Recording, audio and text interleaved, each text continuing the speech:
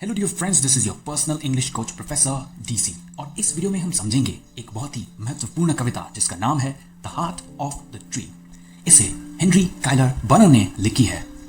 इस कविता का English version में ऑलरेडी अपलोड कर चुका हूं, तो जिन लोगों को इंग्लिश में समझना है वो यूट्यूब के सर्च बार में जाएं और पोएम का टाइटल लिखें, यानी कि the heart of the tree, space देकर के लिखें इंग्लिश एक्सप्लेनेशन, और स्पेस देकर के मेरी चैनल का नाम लिखें, यानी कि प्रोफेसर डीसी, और आपको इंग्लिश में एक्सप्लेनेशन मिल जाएगा। जिन लोगों को हिंदी में समझना है वो मेरे साथ बने रहें। आप मेरे स्क्रीन पे देख सकते हो original poem on the left side, और पोएम में जितने भी डिफिकल्ट वर्ड्स आए उसके मीनिंग्स ऑन इट्स राइट, ताकि इस कविता को समझने में आपको बहुत आसानी हो। इस कविता में 3 स्टैंजाज हैं और हर एक स्टैंजा में 9 पंक्तियां हैं। हर एक स्टैंजा की शुरुआत एक सवाल से होती है और उसका अंत एक जवाब से। तो आइए इस कविता को समझने की कोशिश करते हैं। ये कविता वृक्षारोपण के महत्व के बारे में है। पेड़ पौधों को लगाना, उनको उगाना, उनकी देख रेख करना हमेशा मानव जाति के लिए एक महान कार्य रहा है। लेकिन वृक्षारोपण को लेकर, पेड़ पौधों को उगाने को लेकर इस कवि का नजरिया कुछ और है। इस कविता में the heart of the tree में कवि वृक्षारोपण के कार्य को गौरवान्वित करते हैं, ग्लोरीफाई करते हैं। कवि ने इस कविता के द्वारा यह बहुत अच्छे से दिखाया है कि एक पेड़ लगाने से जीवन को कितना सहयोग मिल सकता है, और इसका देश के विकास से सीधा सीधा संबंध है। आइए लाइन नंबर 1 और 2 को समझते हैं। What does he plant? Who plants a tree? He plants a friend of sun and sky. एक इंसान एक पेड़ लगाने के साथ साथ और क्या उगाता है? एक इंसान एक पेड़ लगाने के साथ साथ क्या क्या उत्पन्न करता है? इस पंक्ति से हमें यह साफ साफ महसूस होता है कि कवि एक पेड़ लगाने की उपयोगिता बताने जा रहे हैं। कवि खुद इस सवाल का जवाब देते हुए कहते हैं कि जब एक आदमी पेड़ लगाता है तो वो सूरज और आकाश के दोस्त को पैदा करता है।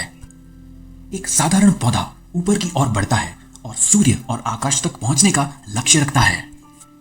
तो यह कहना गलत नहीं होगा कि सूरज और आकाश को एक पेड़ में एक नया दोस्त मिल गया है। एक नया दोस्त मिलता है जब एक पेड़ का जन्म होता है। दूसरी बात, एक पेड़ को जीवित रहने के लिए धूप और हवा की जरूरत होती है। और यही नहीं, एक पेड़ गर्मी को अवशोषित करता है, अब्सॉर्ब करता है, और पृथ्वी को चिलचिलाती धूप से बचाए रखता है। इन्हीं चीजों को ध्यान में रखते हुए हम ये कह सकते हैं कि सूर्य पेड़ों की उपस्थिति में अनुकूल हो जाता है, उनका दोस्त बन जाता है। Line number 3 and 4. He plants the flag of breezes free, the shaft of beauty towering high. कवि यह कहते हैं कि जब एक इंसान एक पेड़ को लगाता है तो वो एक झंडे के बराबर होता है जो हल्की हवा में स्वतंत्र रूप से उड़ता रहता है। यहां पर कवि पेड़ की पत्तीदार शाखाओं की तुलना एक झंडे के बराबर करते हैं और उसी पेड़ के तने को, उसी पेड़ के स्टेम को एक झंडे की छड़ी के साथ तुलना करते हैं। Line number 5 and 6. He plants a home to heaven and I, for song and mother croon of bird. एक पेड़ लगाकर एक इंसान उन सुरीले पंछियों के लिए घर बनाते हैं जो पेड़ों की ऊंचाई पर बैठना पसंद करते हैं, जो स्वर्ग के पास बैठना पसंद करते हैं। ऐसा करने से उस इंसान ने इस धरती को रहने के लिए योग्य बना दिया है। एक पेड़ लगाकर आदमी उन सुरीले पक्षियों के लिए ऐसा घर बनाता है जो स्वर्ग के पास है, पेड़ों की ऊंचाइयों पर है। एक पेड़ लगाकर एक इंसान ने प्रकृति की, मदर नेचर की बहुत बड़ी मदद की है, उसको बरकरार बनाए रखने में, उसको ताजा रखने में। और अब देखते हैं लाइन नंबर 7, 8 और 9.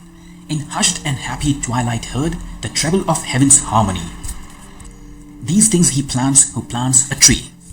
जब शाम के समय सन्नाटा होता है तब हम उन्हीं पंछियों की सुरीली आवाज को सुन सकते हैं जिन्होंने अपना घर उस पेड़ में बसाया हो। उनकी सुरीली आवाज को सुनकर धरती और स्वर्ग की एकता का अनुभव मिल सकता है। These things he plants who plants a tree. एक इंसान जो वृक्षारोपण करता है, जो पेड़ पौधों को लगाता है, वो पेड़ पौधों के साथ ढेर सारी और चीजों को भी पैदा करता है। पहले स्टैंजा में कवि प्रकृति के समग्र सौंदर्य को बनाए रखने में वृक्षों का महत्व दिखाते हैं। कवि ने सारी प्राकृतिक चीजों के बारे में बताया है जो सीधा सीधा पेड़ों से संबंध रखते हैं। फॉर एग्जाम्पल सूर्य, आकाश, हवा, पंछी और शाम। आइए अब सेकंड स्टैंजा समझते हैं। स्टैंजा की शुरुआत फिर वही सवाल से होती है, एक इंसान, एक आदमी और क्या क्या अस्तित्व में लाता है जब वो वृक्षारोपण करता है, जब वो एक पेड़ को लगाता है, जब एक पौधे को उगाता है। और इस सवाल का जवाब बाकी पंक्तियों में लिखा है। What does he plan to plant a tree? He plants cool shade and tender rain. वह जो पेड़ लगाता है वह हमें ठंडी छाया प्रदान करता है और बारिश लाने में मदद करता है। Line number 12 and 13. And seed and bud of days to be and years that fade and flush again. एक पेड़ जब बड़ा हो जाएगा उसमें और भी बीज आएंगे और भी ढेर सारी सीड्स को उत्पन्न करेगा, और अगर पौधा रहा तो उसमें ढेर सारी कलियां आएंगी। तो बीजों का और कलियों का उत्पादन होगा जब एक पेड़ को लगाया जाएगा, और भविष्य में इन्हीं बीजों की मदद से ढेर सारे और पेड़ पैदा होंगे, ढेर सारे फूल और भी पैदा होंगे। अगर सिर्फ एक पेड़ लगाया जाए, साल धीरे धीरे खत्म हो जाएंगे, दिन धीरे धीरे बीत जाएंगे, लेकिन पेड़ अपने बीज के माध्यम से नए नए पेड़ों का उत्पादन करता ही रहेगा। Line number 14 and 15. He plants the glory of the plain. He plants the forest's heritage. पेड़ एक ऐसा मुख्य तत्व है, एक ऐसी जीवित चीज है जो एक बिल्कुल बंजर दिखने वाली जमीन को सुंदर और हरा भरा बना सकता है। इसलिए कवि ने पेड़ों को मैदान की महिमा, ग्लोरी ऑफ द प्लेन कहकर पुकारा है। यही नहीं, एक पेड़, आज का एक वृक्ष किसी दिन जंगल में बदल सकता है। तो केवल एक पेड़ लगाकर वो इंसान पूरे वन की धरोहर को बना सकता है, पूरे वन को, पूरे फॉरेस्ट को पैदा कर सकता है, केवल एक पेड़। Line number 16, 17 and 18. The harvest of a coming age, the joy that unborn eyes shall see.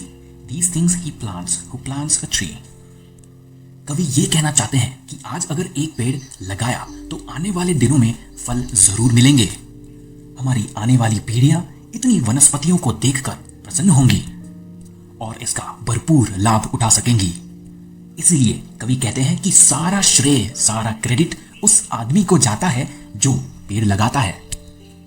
तो इस स्टैंजा में कवि ने इस पृथ्वी को भविष्य की पीढ़ी के लिए एक बेहतर रहने की जगह बनाने के लिए एक पेड़ लगाने का महत्व क्या होता है, इस पर जोर दिया है। आखिरकार हम समझते हैं स्टैंजा नंबर 3। लाइन नंबर 19 से लाइन नंबर 23 साथ में पढ़नी पड़ेगी।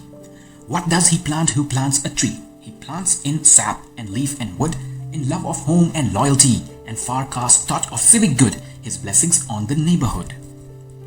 एक पेड़ लगाकर एक इंसान धरती के लिए अपना प्यार दिखाता है, अपनी निष्ठा दिखाता है और एक अच्छा नागरिक होने का सबूत भी देता है, और बाकी लोगों पर एक आशीर्वाद सा बन जाता है, और उस पेड़ के लगाए हुए कण कण में उस इंसान की महानता का प्रतिबिंब, रिफ्लेक्शन दिखाई देगा।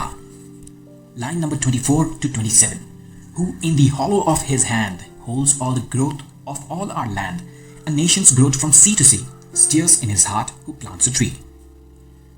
कवि कहते हैं कि केवल एक पेड़ लगाकर आदमी सीधे या परोक्ष रूप से, डायरेक्टली या इनडायरेक्टली, एक राष्ट्र की वृद्धि में योगदान देता है।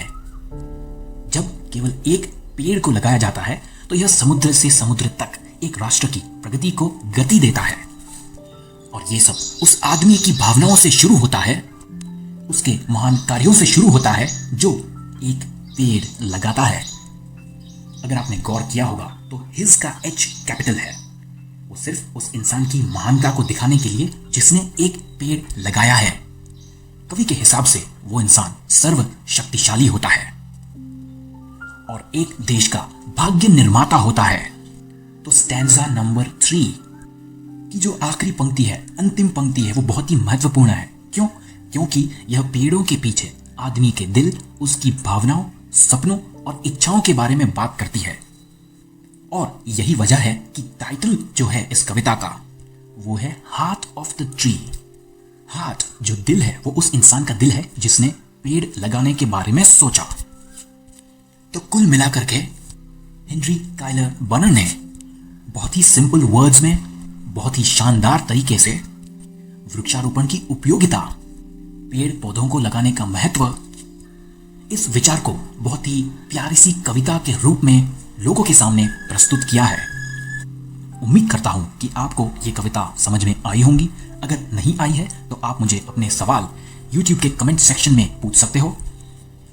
अगर आपको मेरी टीचिंग स्टाइल पे कुछ फीडबैक देना है, कुछ रेकमेंड करना है या कुछ सजेस्ट करना है, सुझाव देना है तो हिचकिचाइए मत, मुझे कमेंट सेक्शन में जरूर बताएं। और अगर ऐसी कोई भी कविता है या चैप्टर है जो आपको समझ में नहीं आ रहा, वो भी मुझे आप बताइए, रिक्वेस्ट कीजिए, मैं जरूर उसका वीडियो एक्सप्लेनेशन डालूंगा। उम्मीद करता हूं कि आपका दिन शुभ रहे।